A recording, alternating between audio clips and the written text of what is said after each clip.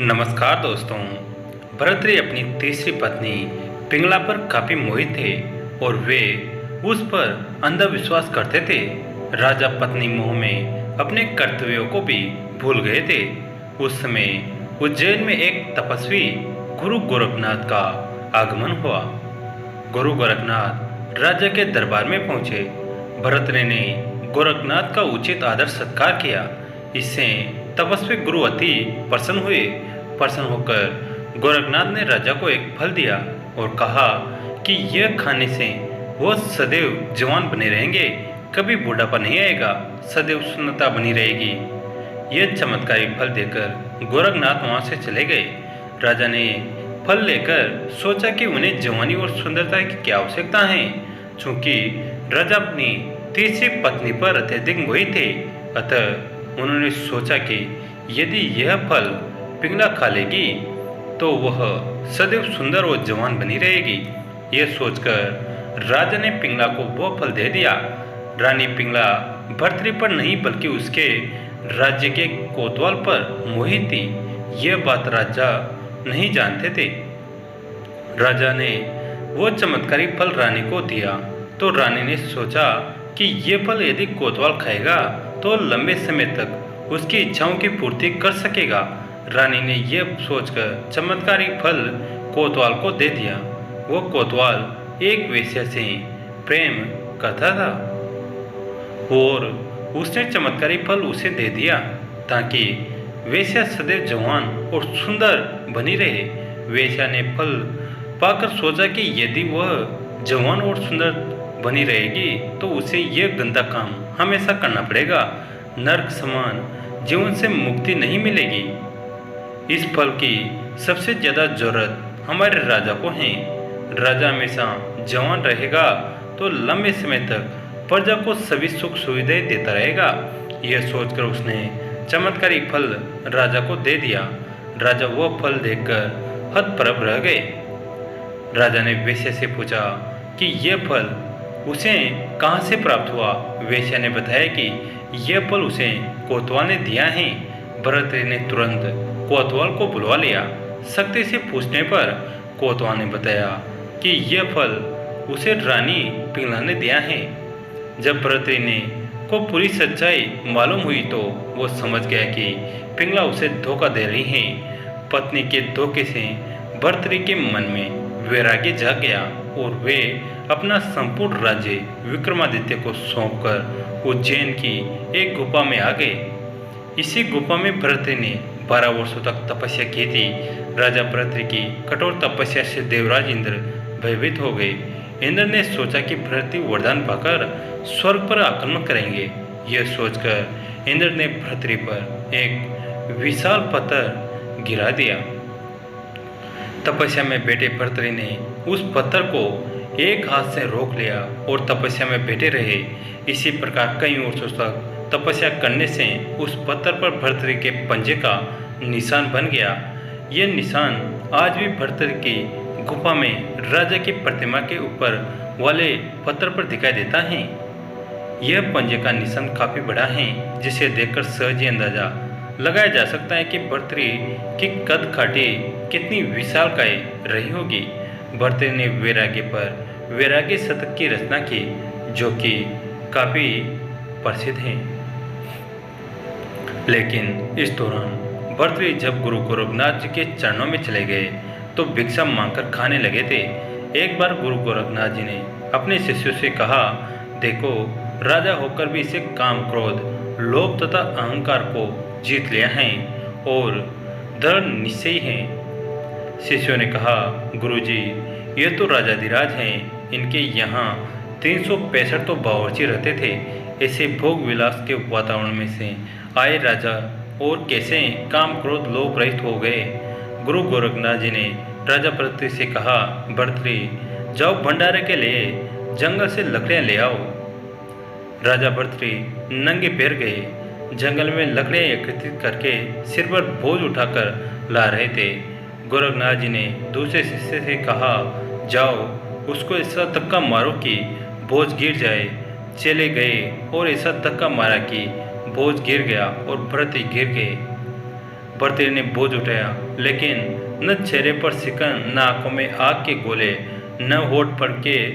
गुरुजी ने चेलों से कहा, देखा, भर्तृहरि ने खुद को जीत लिया। शिष्य बोले, गुरुजी, अभी तो और भी परीक्षा लेनी चाहिए। थोड़ा सा आगे जाते ही गुरुजी ने योग शक्ति से एक महल रच दिया। गोरखनाथ जी भर्तृहरि को महल दिखा रहे थे। युवतियां नाना प्रकार के व्यंजन आदि से सेवक उनका आदर सत्कार करने लगे। भर्तृहरि युवतियों को देखकर कामी भी नहीं हुए और उनके नखरे पर क्रोधित भी नहीं हुए। चलते ही गए। गोरखनाथ जी ने शिष्यों को कहा, अब तो तुम लोगों को विश्वास हो गया हुआ कि भर्तृहरि काम, क्रोध, लोभ आदि को जीत लिया है।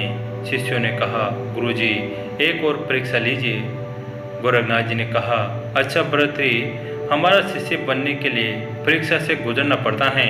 जाओ, तुमको 1 महीना मरुभूमि में नंगे पैर पैदल यात्रा करनी होगी। भर्तृहरि अपने निर्देशित मार्ग पर चल पड़े।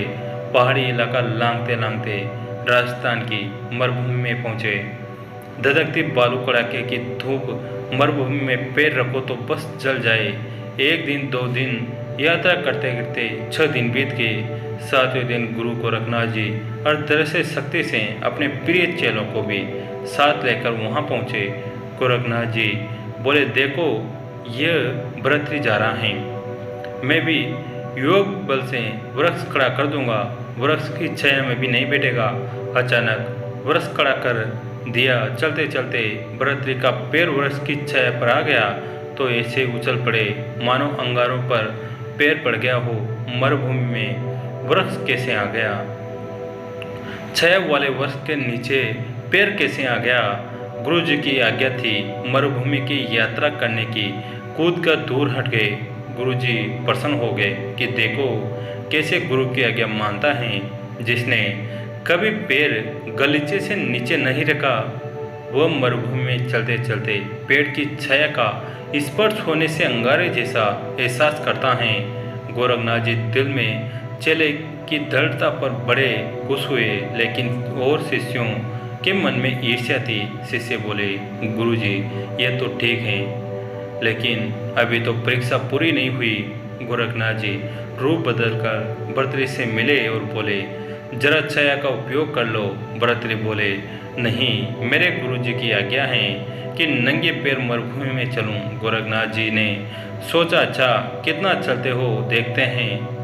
थोड़ा आगे गए तो गोरखनाथ जी ने योग बल से कांटे पैदा कर दिए। ऐसी कटीली झाड़ी की कंता यानी फटे पुराने कपड़ों को जोड़कर बनाया हुआ वस्त्र फट गया।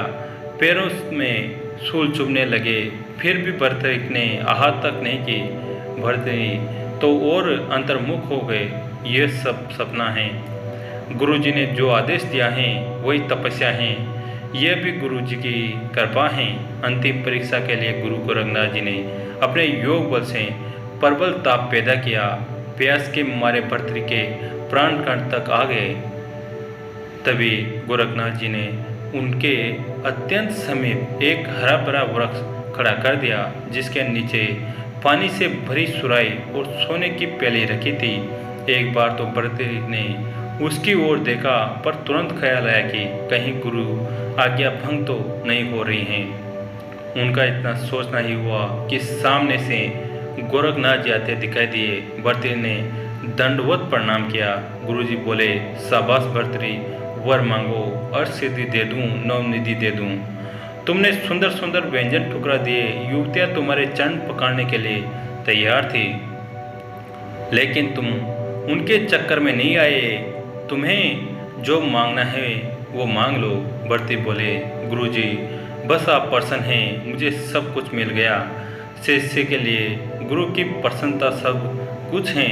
आप मुझसे संतुष्ट हुए। मेरे करोड़ों पुण्य कर्म और यज्ञ तब सब सफल हो गए। गोरखनाथ बोले, नहीं भर्तृहरि, अनादर मत करो। तुम्हें कुछ ना कुछ तो लेना ही पड़ेगा, कुछ ना कुछ तो मांगना ही पड़ेगा। इतने में रेती में एक चमचमाती हुई सुई दिखाई दी। उसे उठाकर भर्तृहरि बोले, गुरुजी, कंटा फट गया है, सुई में यह धागा पिरो दीजिए ताकि मैं अपना कंटा सी लूँ। गोरखनाथ जी और खुश हुए कि हद हो गई, कितना निरपेक्ष हैं और सीधी नवनिधियाँ, कुछ नहीं चाहिए। मैंने कहा कुछ मांगो तो बोलता है कि सुई में जरा धागा डाल दो। गुरु का वचन रख लिया, कोई अपेक्षा नहीं, बर्तरी तुम धन्य हो गए। कहाँ उज्जैनी का सम्राट नंगे पैर मरुभूमि में 1 महीना भी नहीं होने दिया, 7-8 दिन में ही परीक्षा से उत्तीर्ण हो गए। तो दोस्तों, यह प्रसंग आपको कैसा लगा कमेंट करके ज़रूर बताएं। वीडियो को लाइक करें, चैनल को सब्सक्राइब करें, घंटी के बटन को दबाकर ऑल पर क्लिक करें। दोस्तों, इस कहानी को अपने दोस्तों के साथ, फैमिली के साथ शेयर जरूर करें। धन्यवाद।